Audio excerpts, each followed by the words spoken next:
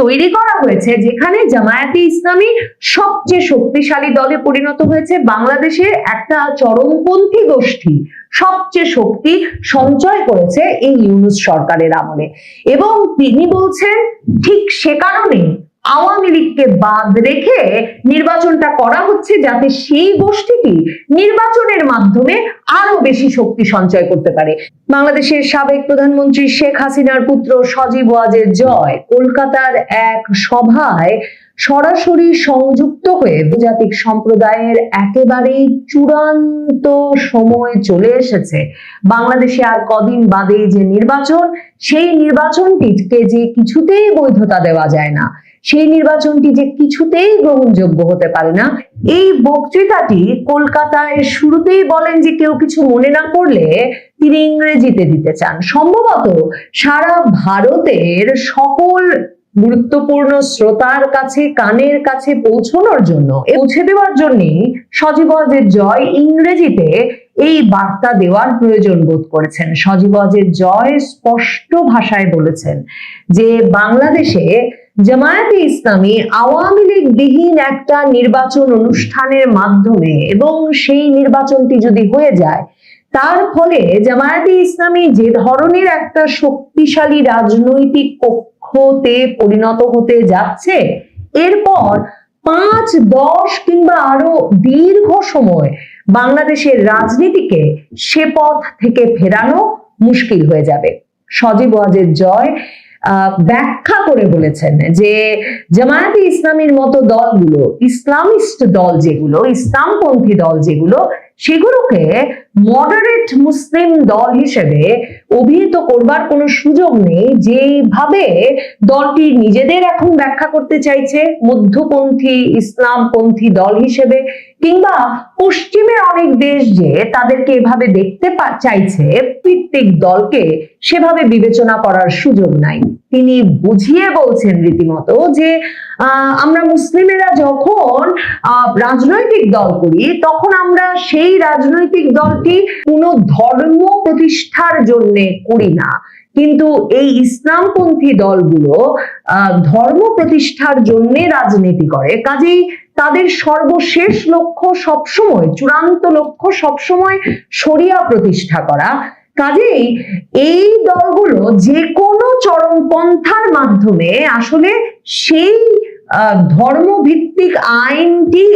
চাপিয়ে দিতে চায়। কাজেই সজীব ওয়াজেদ জয় সাবধান করে বলছেন যে সম্প্রতি জামায়াত সকলে চমকে গেছেন, এতে চমকে যাওয়ার কিছু নাই। এটা তাদের আদর্শিক অবস্থান একটা লম্বা সময় ধরে, এবং তিনি বলছেন যে বাংলাদেশে যখন রাজনৈতিক পরিস্থিতিটা এমন যে শক্তিশালী অবস্থান নেবে এবারের নির্বাচনে, এবং সে লক্ষ্য নিয়ে তারা যে কোনো উপায়ে আওয়ামী লীগকে নির্বাচনের বাইরে রেখেছে। সরকার মানে বিশেষভাবে তারেক রহমানের সরকার যদি আসে, বিএনপি সরকারও যদি আসে, সে সরকার এমন একটা পুতুল সরকার হবে, দুর্বল সরকার হবে, যে সে সরকারকে এক্সটার্নাল ফোর্স দিয়ে, মানে একটা নানা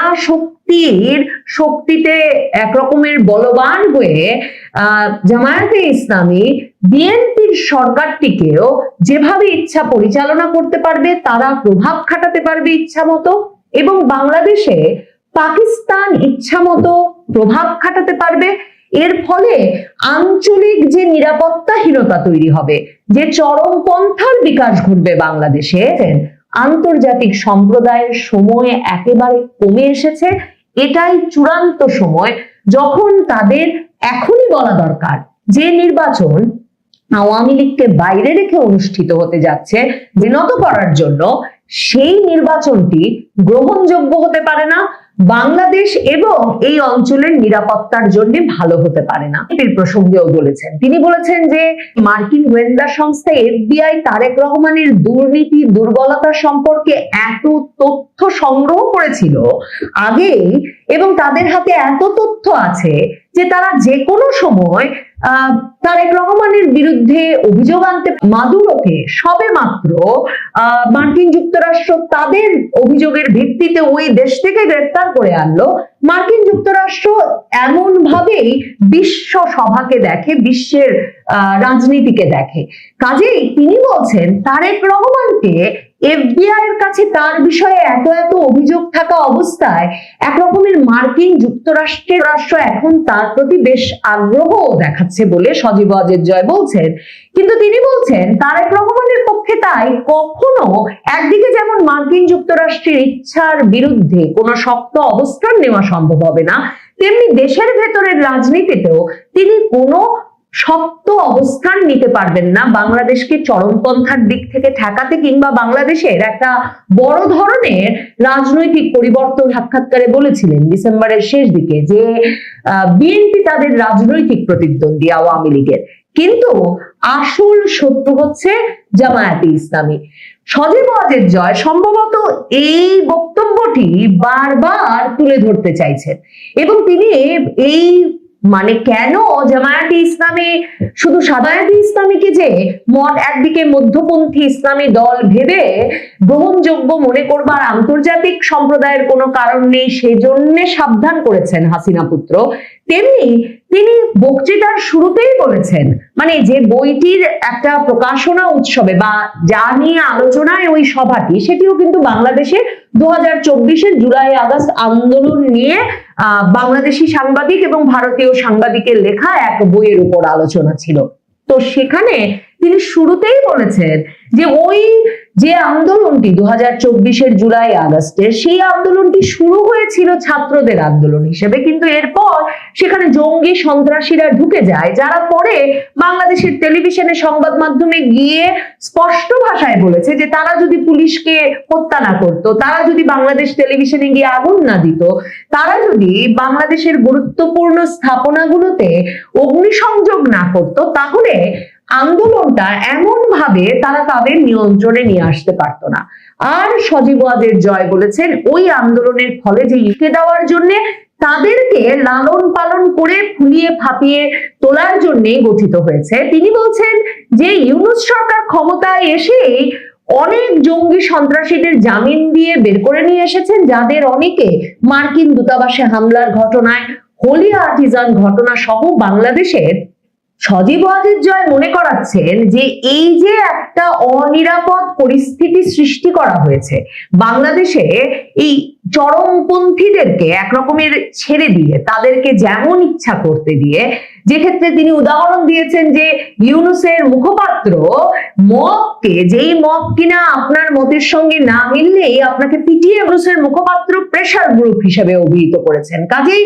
এমন একটা পরিস্থিতি তৈরি করা হয়েছে যেখানে জামায়াতে ইসলামী সবচেয়ে শক্তিশালী দলে পরিণত হয়েছে, বাংলাদেশে একটা চরমপন্থী গোষ্ঠী সবচেয়ে শক্তি সঞ্চয় করেছে এই ইউনূস সরকারের আমলে। এবং তিনি বলছেন ঠিক সে কারণে আওয়ামী লীগকে বাদ রেখে নির্বাচন শক্তি সঞ্চয় করতে পারে। সজীব ওয়াজেদ জয় বলছেন যে জামায়াতে ইসলামী তো কোনোদিন বাংলাদেশের নির্বাচনে একটা শক্তিশালী ফোর্স ছিল না, মানে জামায়াতে ইসলামী হয়তো এবং বিএনপির মধ্যে নির্বাচন অনুষ্ঠিত হতো, সেক্ষেত্রে সজীব ওয়াজেদ জয় বলছেন বিএনপি তো এক সময় না এক সময় ক্ষমতায় আসতোই, বিএনপি একটা বড় দল, তো সেই বিএনপি আওয়ামী লীগ থাকা অবস্থায় যদি নির্বাচনটা হতো তাহলে তো 10-15-20টার বেশি সিট কখনো জামায়াতে ইসলামী পেত না, এবং সে কারণেই এ দফায় আওয়ামী লীগকে বাদ রেখে নির্বাচন করা হচ্ছে। সজীব ওয়াজেদ জয় বলছেন যে আওয়ামী লীগের যদি জনপ্রিয়তা চলেই গিয়ে থাকে, জনগণ যদি প্রত্যাখ্যানই করে থাকে, তাহলে আমাদের নির্বাচন করতে ভয়টা কি, মানে প্রতিপক্ষের ভয়টা কি, কোন ভয়ে তারা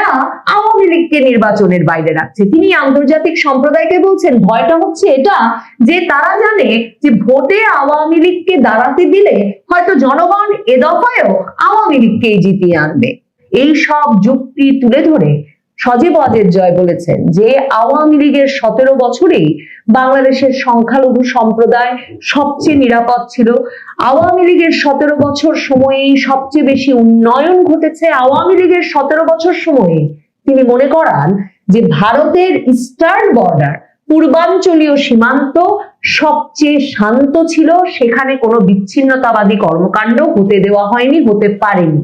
তিনি তাই বলেছেন যে এই যে একটা পরিস্থিতি বাংলাদেশে হচ্ছে আরো শক্তিশালী করার মাধ্যমে, যেখানে